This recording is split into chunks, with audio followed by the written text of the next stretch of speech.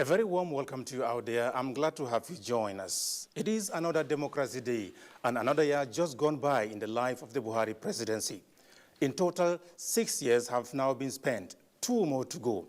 How far so far in the implementation of the next level agenda of the governing APC? This is the focus of this special edition of NTA Exclusive. My name is Adam Musambo, and my guest is none other than the President, Commander-in-Chief of the Armed Forces, Federal Republic of Nigeria, President Muhammadu Buhari. Your Excellency, thank you for this opportunity. Thank you very much. Let's begin this way. From what you are seeing and hearing, and from what you have been able to accomplish so far since coming to power, how will you describe Nigeria today? Well, I want Nigerians to be fair to this administration. They should reflect seriously at the time we came in, especially relative to Northeast and South-South. Where we are now, it's in time relativity. Resources, how much were we producing? Over the previous administration before we came was producing 2.1 million barrels a day, average, at the price cost of $100 American per barrel. When we came, somehow the militants in the South were unleashed on this administration, and production went down to 500,000 barrels a day. Again, the market, the oil market collapsed. So I would like Nigerians to reflect on those in terms of resources and time. And I believe we haven't done very badly. Just recently, Your Excellency, you read a riot act warning those killing security personnel and burning critical national assets that they will be treated in a language they understand. That's a coded statement. What do you really mean, Your Excellency? Well, what I mean, how can you go to police station, kill the police if they are there, loot the armory, and burn the place? What do you want to achieve? Go and open prison and allow criminals that have been tried through the legal system and let them loose on the society. And then how can government sit aside and allow that confusion to be perpetrated? All they need is confusion, and no government can allow confusion. Look at the ANSAS incident in Lagos. The previous governor of Lagos State bought 200 buses to complement the transportation in Lagos. And he built a complex involving railways. But they went and burned them. The present governor made an album and came to see me. I said, thank you very much. I took the album, put it in my archives, and I told him to tell the Lagosians to walk, because we don't have the money. After an administration bought over 200 buses, some people to come and burn it, so let them walk. So do you mean fire for fire? More than that, we will arrest them. What I hope to arrest them, try them, give them very bad publicity, and then jail them, so that people will know that if they behave, they will not get away with it. So in response to that, some Nigerians accuse you of playing what they call double standards, that insurgents, bandits, and kidnappers were never threatened in such a manner. How will you react to that? They have been unfair. They should go and ask the governors of Sokoto, Zamfara, Katsina, and find out how we have been deploying the police and the military to deal with the bandits. We are not sparing anybody. But Nigeria is vast, and there are a lot of forests. So it is a known fact that you inherited these challenges of security from previous administrations. You have done so much towards finding lasting solutions. What have been your frustrations? We are doing a lot. The problem is, if you order helicopters, you order a fighter aircraft, you order tanks. It takes time. We got armored vehicles from Jordan, from China, and these things, you have to take them to your institutions where they will be train the trainer. You get people, train them, Nigerians, stock spare parts before you send them to operational area. These things take time, especially when you don't have much foreign exchange. But on a quiet way, if you can talk to some of your colleagues in the Air Force or in the Army, tell them where were they or where were we in 2015? Where are we now? In terms of equipment, training, it's amazing. But no, we will never do well with those who want to oppose us. The Nigerian elite ought to give more time to what the effort the government is doing to physically secure the country, improve the economy, and stop corruption. And Nigerian elite know that we campaigned both in 2015 and 2019 on security because it's just common sense. You have to secure a country or an establishment to manage it properly. So number one thing is security. Number two, economy. Employment, a lot of youth that are unemployed. And then fighting corruption, making sure that the regulations we have on the ground are followed to the letter. No shortcuts. Recently, Your Excellency, arrests have been made in respect of those allegedly financing terrorism. What will you say is their motive, and how do you intend to deal with the situation? Their motive is that they are made irrelevant. And they want to use their resources, the resources they accumulated over the years, to prove that they are still around. And the administration will deal with them. Anybody caught will be dealt with. Your Excellency, is there any hope that we will see a Nigeria that is free of security concerns before you leave office? Well, that is my hope. That's what I'm working to. As I said, number one thing is security. If you don't secure the country, firstly, people will not invest. That was why those who organized answers, I sent all the ministers back to their constituencies. Constitutionally, the ministers represent their states. I said they should go to their states. Let them speak to the governors. Let them speak to the political leaders. Let them speak to the traditional leaders. And very importantly, let them speak to the youth. That the federal government has no more vacancy. Virtually every department is filled. The same thing in the states, the same thing in local governments. So you can have a good degree from a good university, and you will never get a job. Because if you promote insecurity by banning factories, by banning institutions, nobody will come and invest. So it's in their own interest to make sure that Nigeria is secure. When the country is secure, it's potentially rich. God has endowed Nigeria with resources. People will come and invest. But there must be security. There must be stability.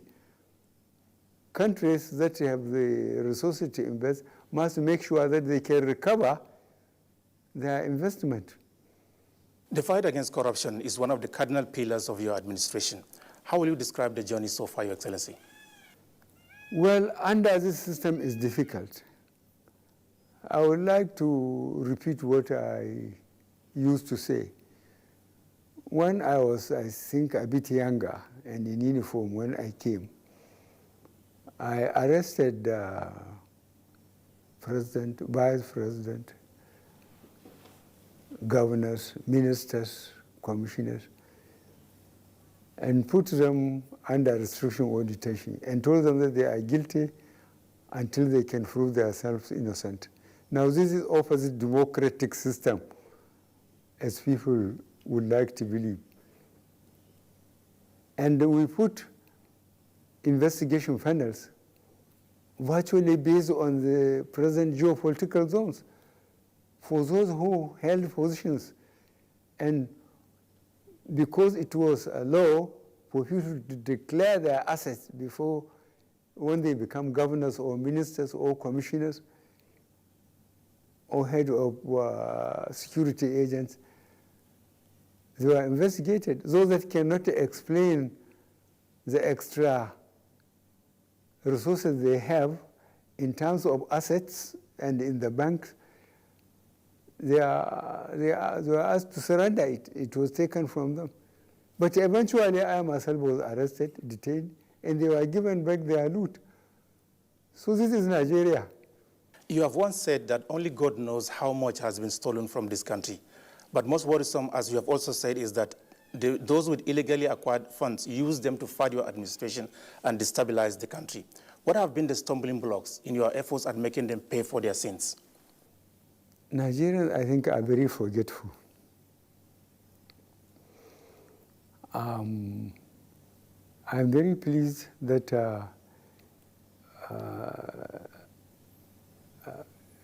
the majority of Nigerians, what I believe, think that this country, this administration, under the circumstances, are doing their best.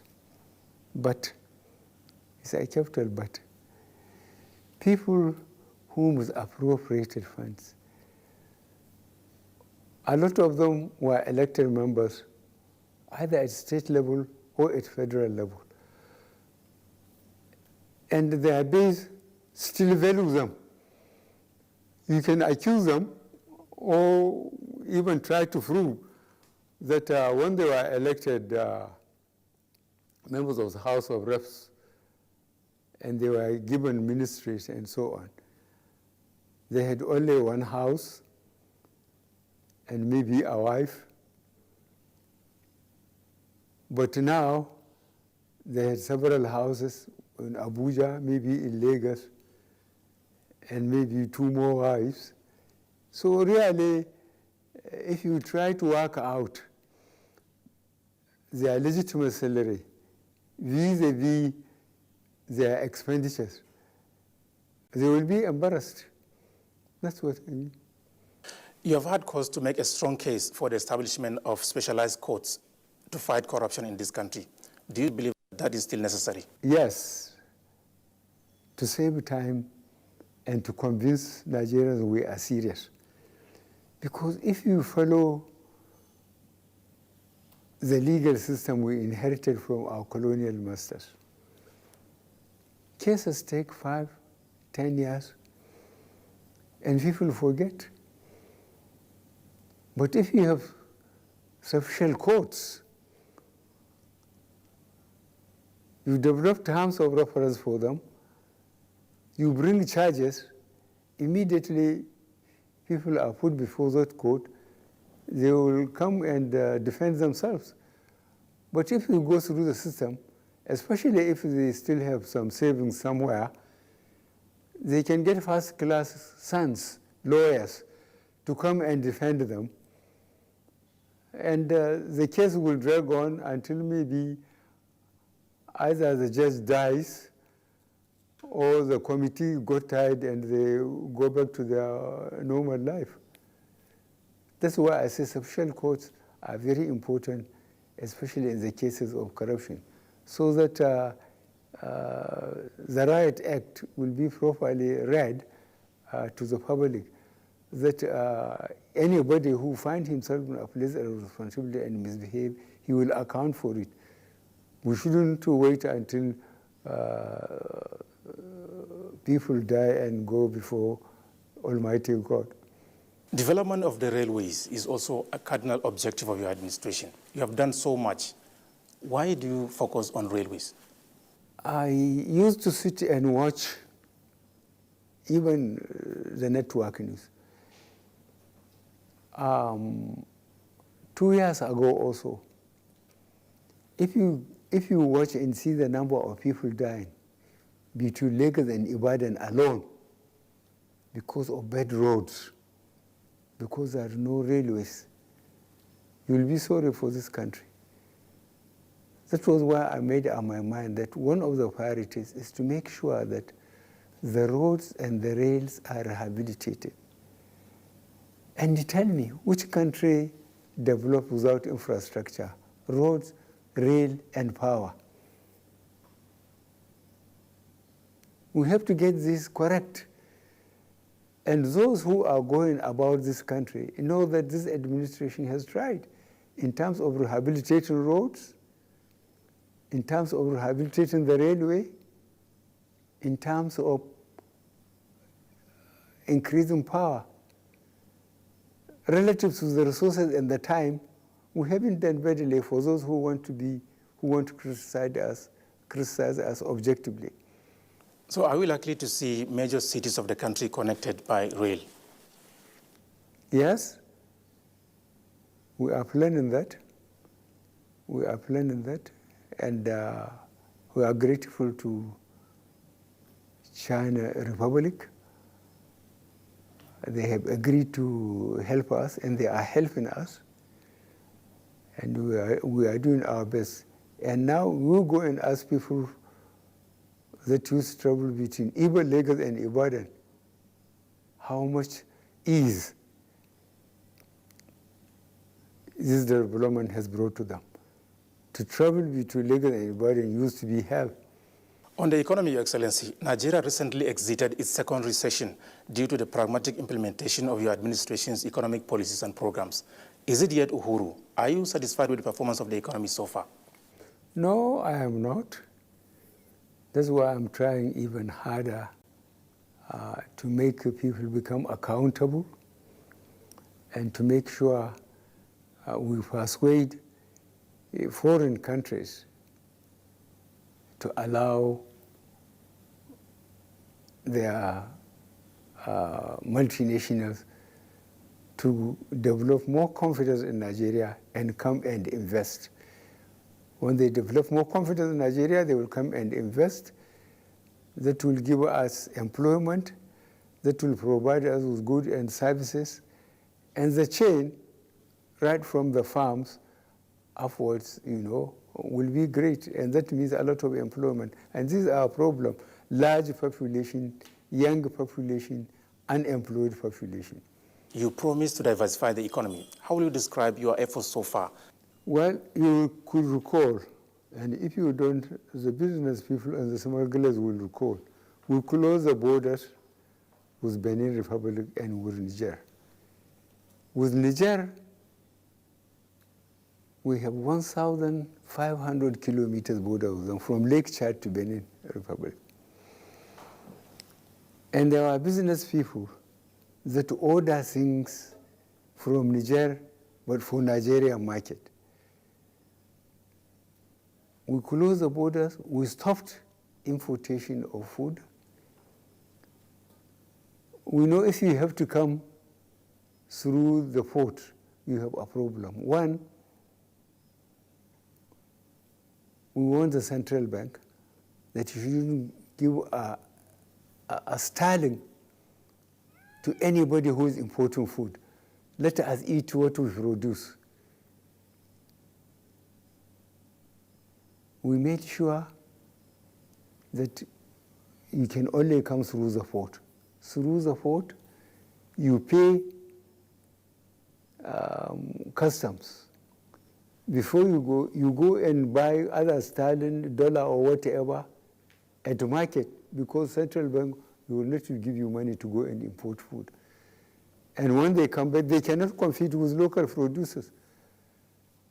So that encourages a lot of people to go back to the land. There are people who left air-conditioned office and went back to the farm. And that was positive for Nigeria. Now our own rice is fresh and is available and is competitive in the market. I think this is one of our major successes. You're also doing so much in fertilizer production. Why fertilizer? Yes, because we want productivity. And productivity means that people can get food, basically, and we have to empower the farmers. Fertilizer used to be very scarce, used to be very expensive. We made sure it's available in all local governments. And we try to sell it at subsidized prices so that ordinary farmers can afford fertilizer. And I'm telling you, we made a lot of progress. If we haven't taken that initiative, we would have been in trouble. Why? Because, as I said, the petroleum industry has almost collapsed. We are not earning as much as we used to. And if we don't have the money to buy it, and we couldn't farm it, if you get 50 million people hungry, we'll be in trouble. So we made sure that we made it available, and the response was very, very good, as you know. Let's talk politics now.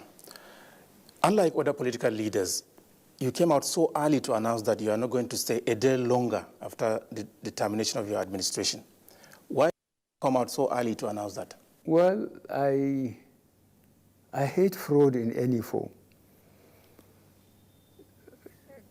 If I haven't made this statement and made it absolutely clear that I have sworn to uphold the Constitution, and the Constitution said you can't do more than 2 terms. I have sworn. I had the first term, and before the first term, I went to every local government in this country, all the 774 local governments. The second term, I went to every state, 2019. And I made a remarkable observation. The amount of people that came to see me in every state across the country were more than anybody can buy or force. So I am very pleased that Nigerians deliberately made an attempt to understand me, and that I will stand by my oath of office, that I will serve this country honestly and diligently. In the last 7 months, Your Excellency, 2 PDP governors have defected to your party, the governing APC. Does that give you hope that the governing APC will return power in 2023? Yes, we are preparing APC to remain in power for as long as possible, in the sense that we said registration of members from bottom to top, from polling unit to ward, to local government, to state, to here in Abuja. We want to have a reliable number of people registered in APC in every state of the country. And we are going to give this a lot of publicity, because the success of this administration will depend on the survival of APC after we left. There's no use that we leave and then we leave, with the party. The party should continue. You still have 2 years to go in the execution of your mandate. Describe for us the kind of Nigeria you would like to hand over to your successor. I would like to hand over a secure, prosperous, confident Nigeria to whoever succeeds me. This is very important because there are people, if not in Nigeria, outside, that are watching the development of developing countries, the systems we are going through. Look at what we went through from January 15th, 1966 to now. Coups, counter-coups, civil war, coup, counter-coup, then elections, and we now go from elected government to elected government. Instead of elected government, coup, counter coup, elected government, coup. So we are settling down with a multi-party democratic system. And if that is honestly pursued and supervised by current administrations, is the best thing. Allow people to choose which individuals and which party to run their affairs. It's very respectful to ordinary people. But if you make it big man's party, only the rich and so on, then the security cannot be guaranteed. In the last 6 years, Your Excellency, your administration has done so much to keep Nigeria united and provide the basic necessities of life. Looking back, sir, what will you say you are most happy about? What gives you joy? I think no matter how reluctantly, majority of Nigerians are understanding me and appreciating the efforts we are making. Because right from the word go, as I told you much earlier, we identify our problem. One, security. Two, economy, employment of people. And third, try to fight corruption. People getting something for nothing. You have to make sure that people earn their living and they will defend it. Finally, sir, you have recently taken the second dose of your COVID-19 vaccine. How do you feel? Any side effect, Your Excellency? Well, there are no side effect. I'm very pleased that I have got the second injection. But what I'm worried is wearing this takunkumi, I call it. Mr. President, I would like to sincerely thank you for this opportunity. Thank you very much indeed for leaving me alone. Join us next time on yet another edition of NTA Exclusive. My name is Adam Musa Musain. Bye for now.